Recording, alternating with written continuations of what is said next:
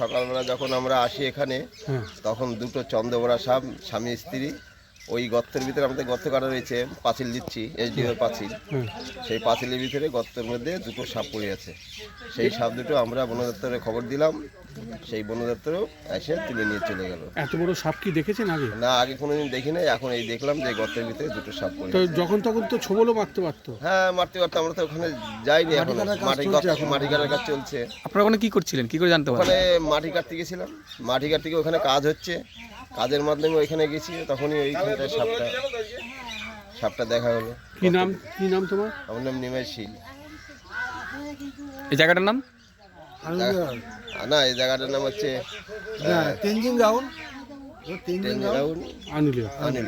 তো হচ্ছে গিয়ে দুটো সাপ গর্তের মধ্যে পড়েছে। সেই দুটো সাপ কি বড় বড়, বিশাল বড় বড়, এরকম সাপ আমি দেখিনি। সেই চন্দ্রবোড়া দুটো হচ্ছে গিয়ে একটা ছেলে একটা মেয়ে সাপ। চন্দ্রবোড়া এবার দেখে এবার সব লেবারকে ডাকা হলো যে তাড়াতাড়ি আসো, দেখো গর্তের মধ্যে সাপ। তারপরে বন দপ্তরে খবর দেওয়া হলো, তারপরে ওনারা এসে সাপ দুটোকে নিয়ে গেল। এটা কার কিসে কাজ চলছে এটা? এটা হচ্ছে গিয়ে পৌরসভার জায়গায় পাঁচিল হচ্ছে। কখন দেখতে পেলেন আপনি?